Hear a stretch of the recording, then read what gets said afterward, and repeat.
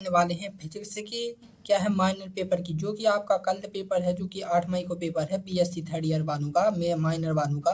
तो ये क्वेश्चन आ चुका है दोस्तों, तो आप देख सकते हैं यही बात, आपका पेपर होना है कल, ठीक है ना। तो ये कब का है, 2025 का है, ठीक है ना। आपका कितने 7 नंबर का रहेगा, जिसमें से 3 घंटे आपको दिए जाएंगे, ठीक है ना। तो दोस्तों मैं सभी के सभी जो सॉल्यूशन है मैं आपको 2020 में से भी बताता जाऊंगा, ठीक है ना, कौन सा क्वेश्चन का। तो दोस्तों चलिए हम शुरुआत करते हैं। तो पहला जो क्वेश्चन है दोस्तों यहाँ पर आया है कि तरंग पैकेट को परिभाषित कीजिए। तो चलिए हम तरंग पैकेट को सबसे पहले देख लेते हैं।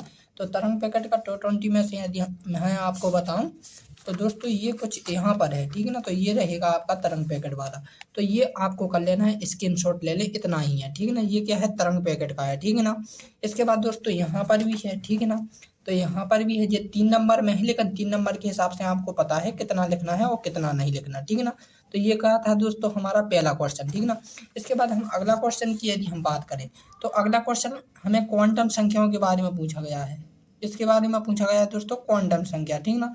तो क्वांटम संख्या क्या है दोस्तों, तो यहाँ पर देखो इसके बारे में लिखना है आपको कि क्वांटी यांत्रिकी की अभिकृतियां लिखिए, यानी कि वही वाला क्वेश्चन है, ठीक है ना। तो इसमें 2 3 नंबर से पूछा है, तो आपको 3 नंबर तक लिख देना है, ठीक है ना।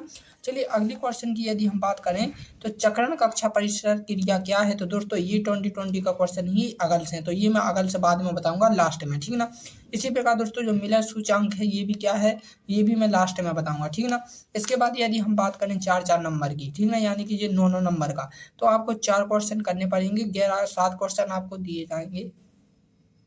नहीं उसने व्याख्या पूछा ना, ठीक है ना। तो व्याख्या तक ये 12 रहा, इतना, ठीक है ना।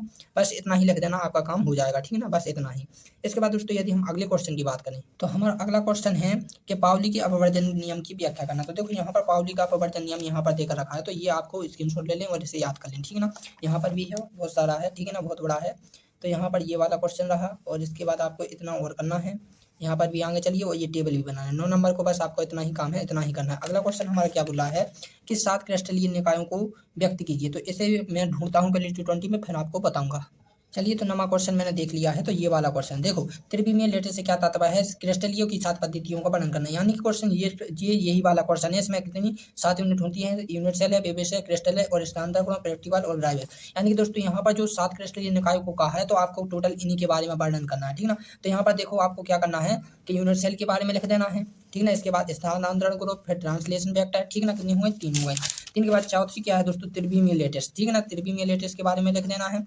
इसके बाद दोस्तों यहाँ पर क्या आया है, प्रिमिटिव, ठीक है ना, कोष्टिका, तो इसके बारे में भी आपको लिख देना है। इसके बाद दोस्तों अगला क्या है आपके पास कि अगला है फिर क्या करना है, क्रिस्टलीय पद्धति। यहाँ पर 5 ही है, ठीक है ना, तो 5 ही आप लिख देना, बस आपका काम हो जाएगा। यानी कि दोस्तों ये 6 प्रणालियां हैं, तो इसके बारे में भी आप लिख दें, ठीक है ना। अगले क्वेश्चन की यदि हम बात करें, ठीक है ना, तो अगला क्वेश्चन क्या है कि बिल्लाई जोन क्या है। तो हमें से दोस्तों ये भी नहीं है, ये भी मैं बाद में बताऊंगा।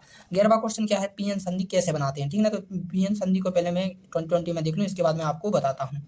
चलिए तो पीएन संधि वाला मिल चुका है। तो पीएन संधि के बारे में आपको क्या लिखना है, ये वाला लिखना है, ठीक ना। तो ये वाला आपको लिखना है, तो यहाँ पे स्क्रीनशॉट ले लें, ये वाला। इसके बाद दोस्तों यहाँ पर भी है साइड, तो इसमें ये डायग्राम भी बनेगा, ठीक है ना। डायग्राम के बाद आपको क्या लिखना है, इसका क्षेत्र भी लिखना होगा यहाँ पर।